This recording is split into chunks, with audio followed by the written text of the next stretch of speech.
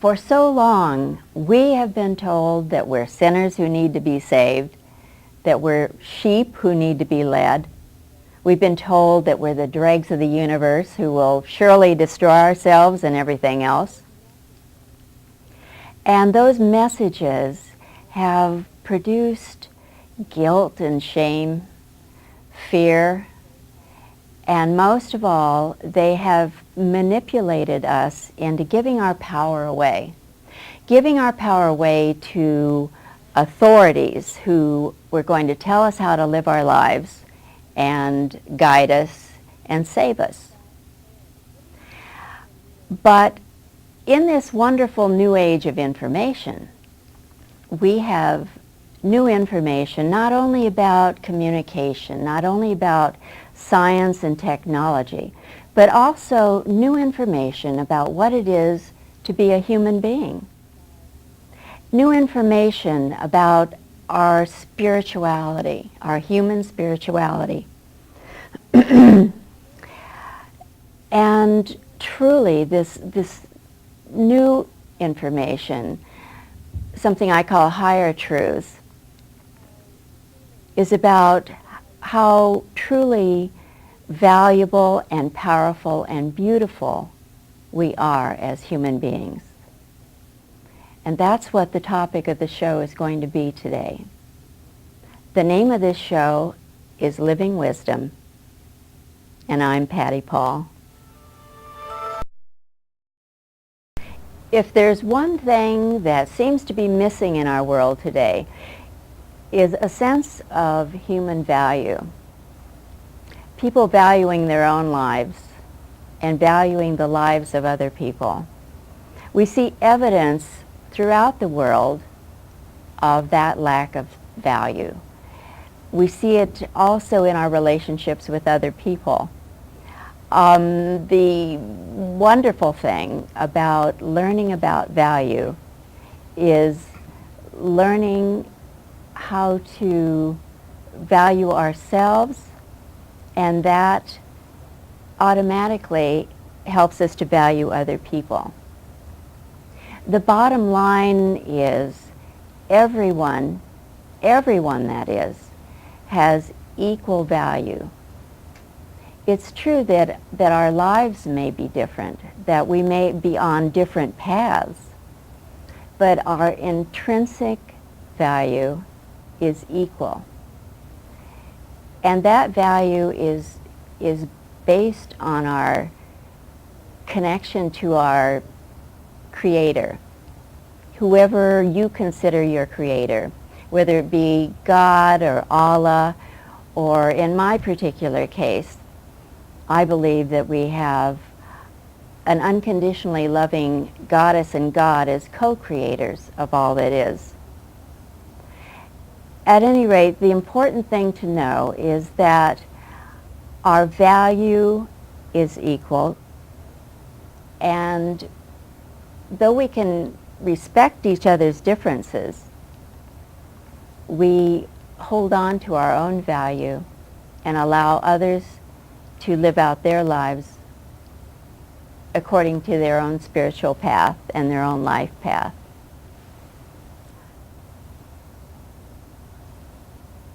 The power that we each have is the power to grow and change. And in our physical world, we have time and space. Time and space that allows us to make mistakes, to learn from our mistakes, and to grow. And as we grow and change, our power manifests as a new life, as new success, as more freedom, more joy, more happiness, better relationships. So to grow as a powerful human being as we were intended means to take back the power that we've given to others. And we can do that simply by making new choices, by looking into our own lives and seeing where we've given away our power and to make new choices about taking it back. And this can be done with great love and great compassion. There's no need to overthrow governments. There's no need to struggle and fight, because this is about ultimate power which lies within ourselves. We do the growing and changing within, and it manifests in our world. It manifests in our personal life, and it manifests on the world stage as well. This, of course, takes a matter of taking responsibility, taking more and more responsibility. And we don't have to do it all at one time, but just to pay attention to what's going on in our lives, and letting those encounters, those relationships, those things that happen in our lives act as feedback that tells us what we need to change about ourselves. It's never about changing other people. It's always about changing ourselves. That's where the growth comes. And as we do that with more and more love for ourselves, more and more understanding and compassion, we'll have more love and compassion and understanding for others. That will set a resonance of harmony and cooperation, something that certainly has been missing for hundreds, if not thousands of years. So the value and the power lies within. And the beauty of human beings is that we each have our own grace. Grace in the sense that, for instance, in the animal world, we know that gazelles have a particular kind of grace. Elephants have a particular kind of grace. An eagle that soars in the sky has its own grace. And by the same token, a human being, whether it's a man who has masculine grace or a woman who has feminine grace, that is a gift, and that is part of the beauty of who we are. Each of us has our own presence. That's part of the beauty. Our own intellect and emotions, our own perspective of life, the energies that come together within us create this presence. And that's part of the beauty. When we begin to appreciate our own presence, our own beauty, our own value and power, again, we'll see it in others. And this will help create the harmony that we really are looking for in this world.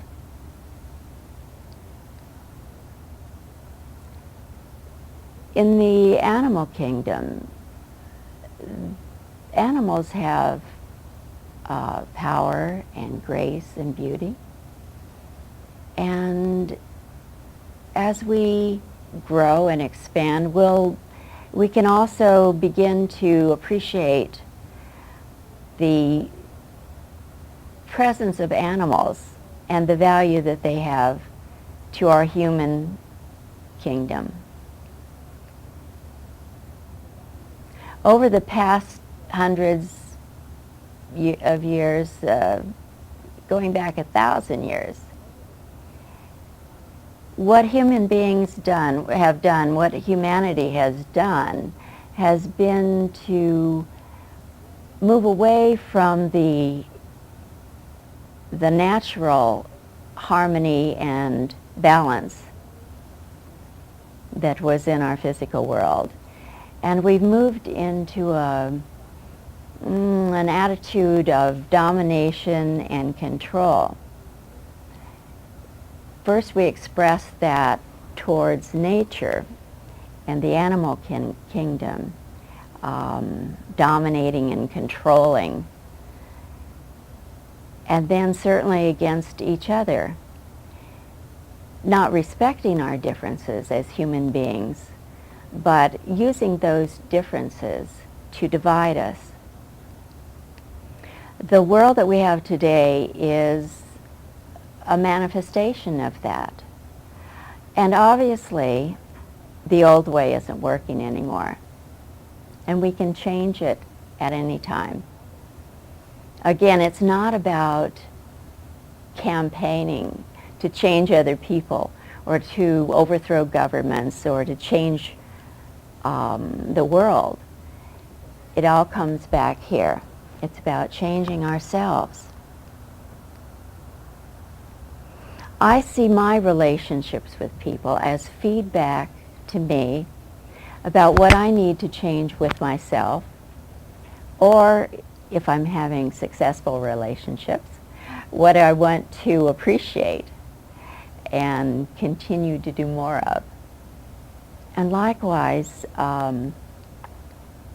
we all can not only respect each other's differences, but appreciate what our same similarities are. And in that way, we can be a part of the oneness and yet keep our individuality. For so long, people have referred to America as a melting pot,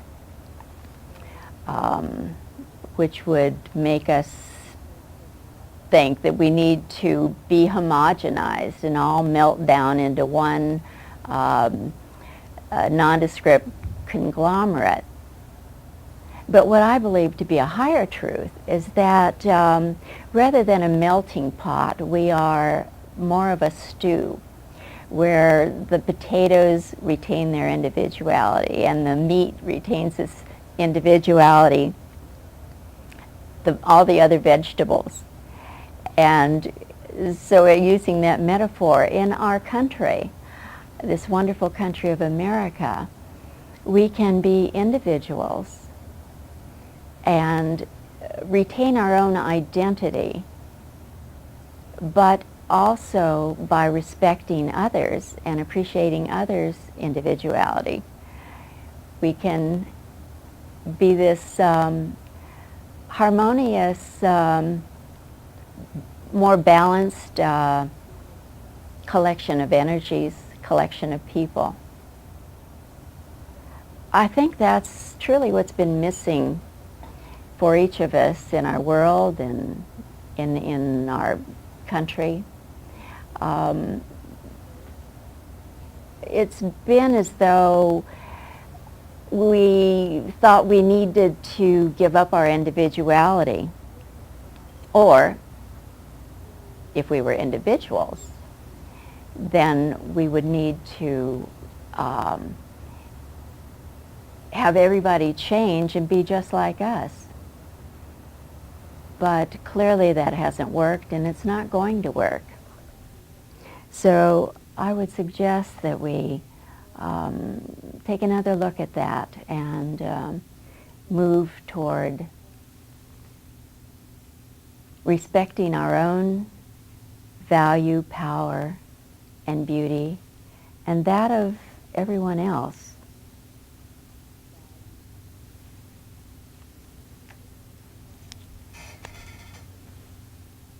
As an example of how this works, we could see ourselves in the midst of everything as this small piece that does have individuality, but it's part of a much larger. And if you can imagine this whole paper covered with dots, stepping back, it would look like one thing, but looking up close, looking at the detail, we would see individual dots. So there's no need to draw them. That would take too much time, but that gives an idea of how we can come together as individuals, but be part of a greater whole. The respect also has to do with respecting each other's spiritual path, and we surely are spiritual beings who have chosen to be physical and on our own individual paths. For some, that includes organized religion. For myself, I've moved in a direction. My path has led me in another direction. But the beauty of the religion, the beauty of the spirituality is the same flame at its core, that same desire to reconnect with our Maker, to reconnect with love, and in a sense going home in that way. It's been said that first comes awareness of new information, awareness of something new. And then comes knowledge, where we study the information we learn. And then as the knowledge becomes part of us, it becomes understanding. We digest it, it moves into who we are, it's part of our beingness. And when we live our life from that understanding, then we are living wisdom. Awareness is part of our human value, specifically understanding that we have impact, being aware of the fact that we have impact in our world, and our world has impact on us. We have impact on other people, and they have impact on us. That is certainly part of the power that we have, because to understand how we are as human beings in this physical world, I'll draw a picture, getting rid of this dot.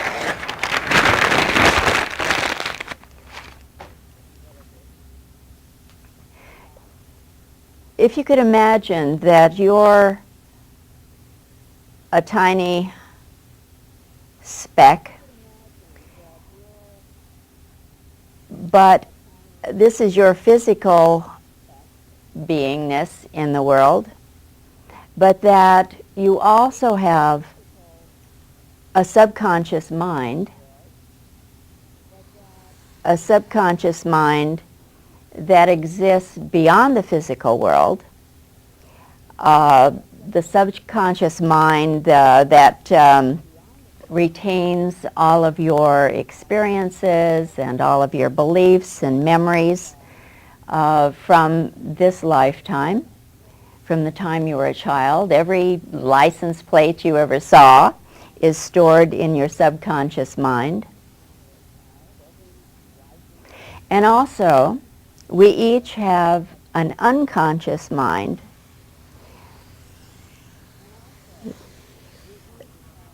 that's vast, and because I don't have a lot of space here, I'm drawing it in a smaller scale. But each of us has an unconscious mind that retains the memories and beliefs and experiences from past lives. And oh yes, I'm talking about reincarnation here, because I truly do believe that each of us is a living consciousness with intelligence and emotions that goes on and on forever, and we have physical lives so that we can learn different things about ourselves.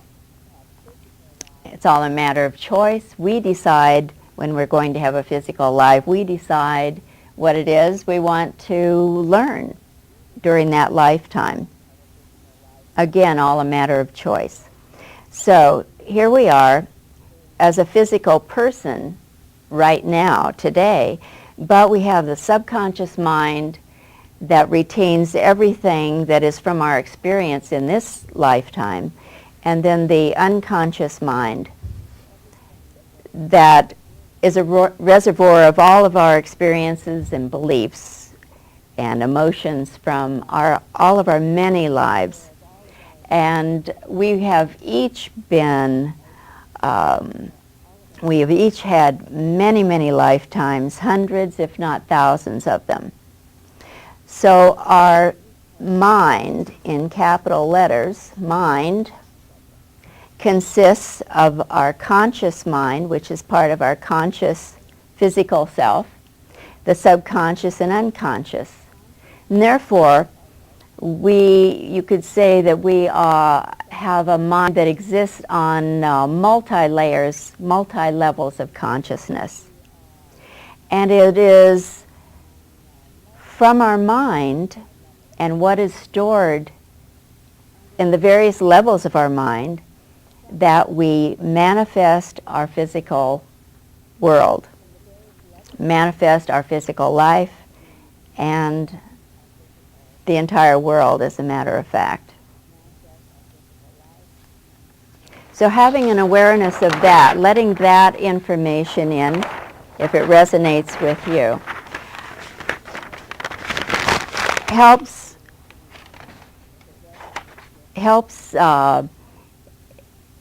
elevate our awareness to higher truths, and it also helps to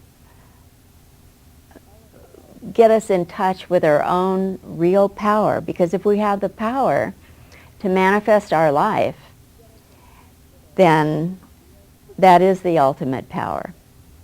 If we don't like what we've manifested, what we've created, we certainly can change it. We have certain raw materials that we manifest our life and our world with: beliefs, attitudes, thoughts, and feelings, choices, and decisions. Misspelled the word, but that gives an idea. Beliefs and attitudes, thoughts and feelings, choices and decisions.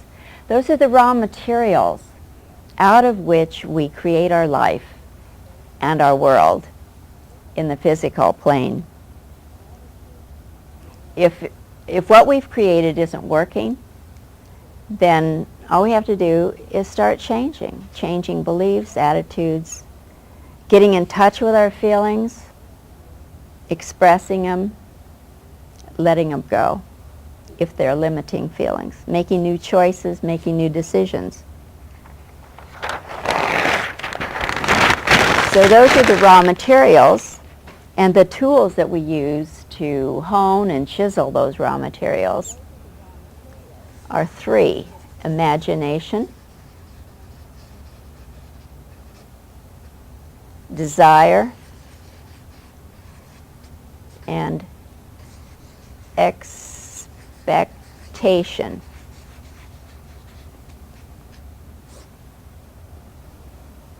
Using imagination, feeling desire for what we want to create, and then expecting it. Using these three tools in conjunction with the raw materials, we can create a new reality. And by bringing this awareness into knowledge, and there are many books that talk about how to create reality.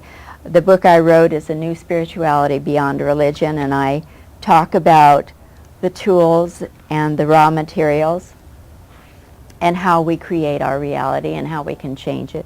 My book is A New Spirituality Beyond Religion. It's available in libraries.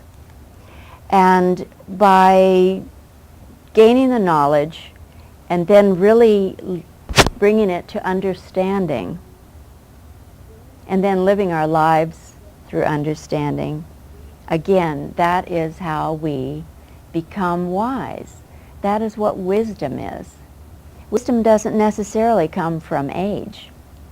It comes from living your life according to your belief. Getting in touch with feelings, that's one of the raw materials, is a very important thing to do. We've learned to suppress them, and in the future, why I'll be talking about feelings, emotions, and how to really let ourselves get in touch with the ones that have been suppressed so that we can release them and replace them, those that are limiting, replace them with more loving, more expansive beliefs.